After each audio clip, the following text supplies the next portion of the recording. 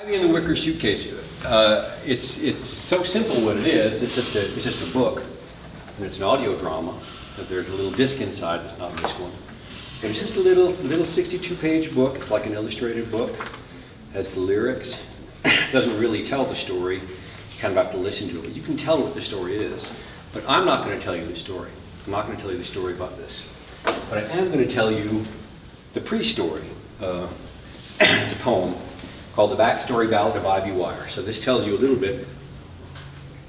We'll give you a little bit of it. It's 1938 in Austin, Texas. Ivy Wire is 10 years old, and that's how this all starts. But in 1927 is when she was born.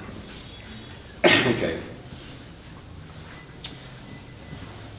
Right here in Austin, 86 years ago, folks referred to that era as now, you all know. And those very same folks in that very same year, you ask where they're at and they'll say, I'm here.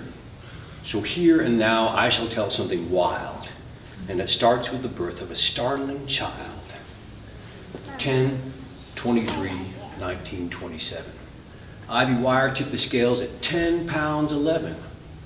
A heavyweight right from the start, that little girl. And she made such a sound like to make your hair curl. But the sound, it got sweeter almost by the day. Baby Ivy sang when she had something to say. She'd sing herself to sleep when she got sleepy. Some folks think singing babies are creepy. But that's how she was. And her father was stranger. That man put the entire family in danger. Booze was illegal. Cosmo Wire had a still out in back of his house where he brewed up his swill. He'd tend to the fire and sing a few songs and brew a few batches, and nigh before long he sampled the wares. Beware his example, abundant in wiles and charismatically ample. His still was installed in a building out back, the smokehouse he called it, and smoke from the stack got thicker and blacker one hot afternoon while little Ivy played in the dirt with a spoon.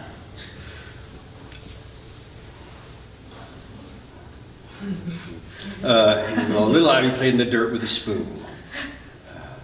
I can do this.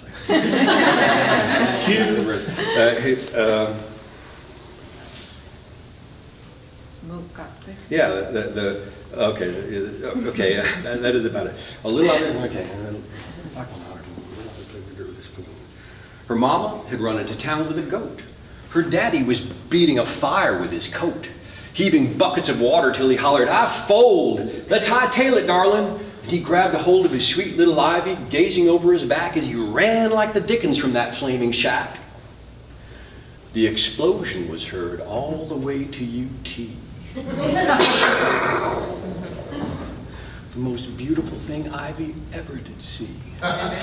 Then back toward the flames ran old Cosmo Wire, because now the back of the house was on fire. Ivy watched as her daddy threw buckets of water and ran around shouting, you stay away, daughter.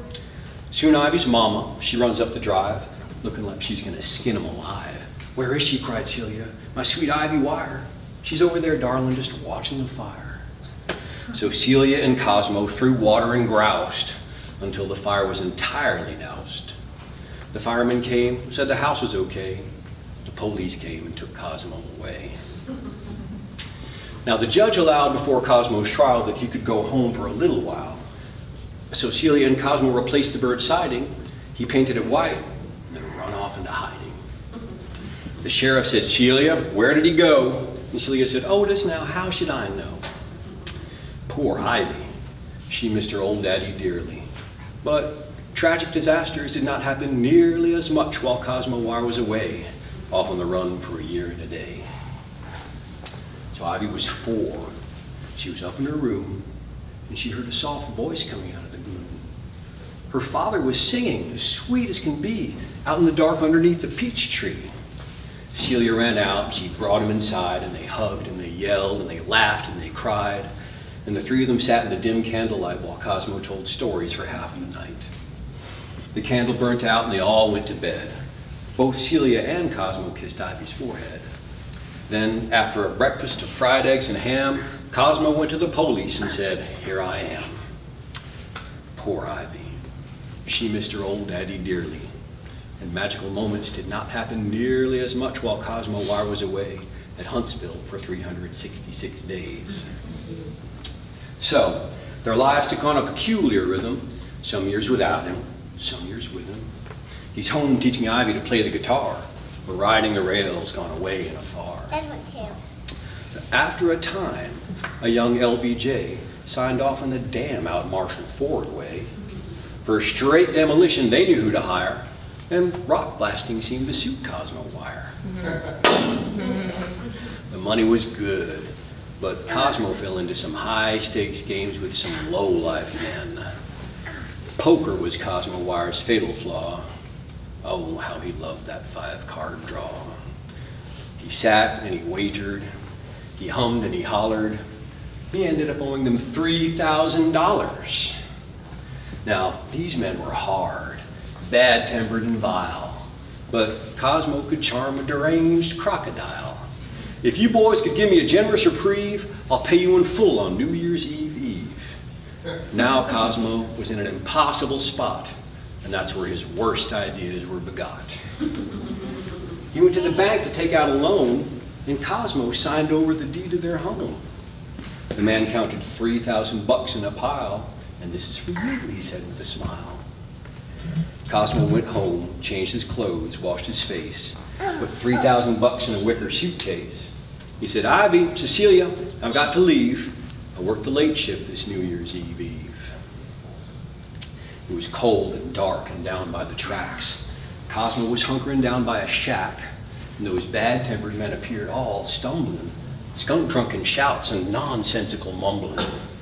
Cosmo was going to give them the money, but now they're acting a little too funny. So when a freight train came rumbling close, Cosmo jumped on and he said, adios! But one of them fired off his one lucky shot. It was meant for old Cosmo. And Cosmo had God. He stumbled back, knowing full well he was slain, and fell out the opposite side of the train. Those men ran away.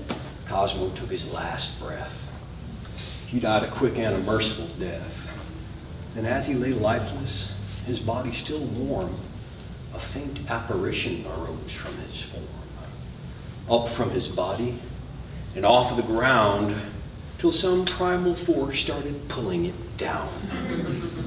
Now, Ghost Cosmo felt just a little bit funny leaving both the suitcase and the money, so his ghostly hand grabbed onto the handle and pulled just as hard as a ghostly hand can pull, pulling and tugging and yanking it down till that suitcase disappeared into the ground.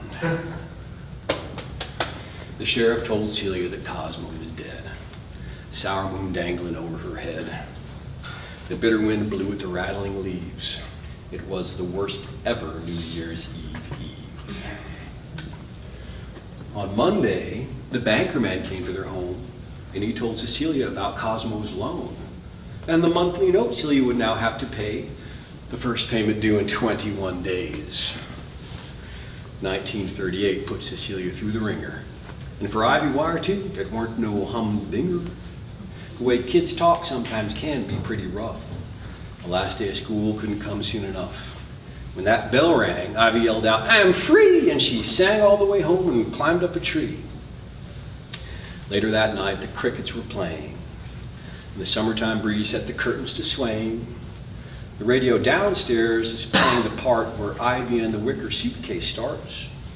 No need for needles, no need for pins. When one story's over, another begins.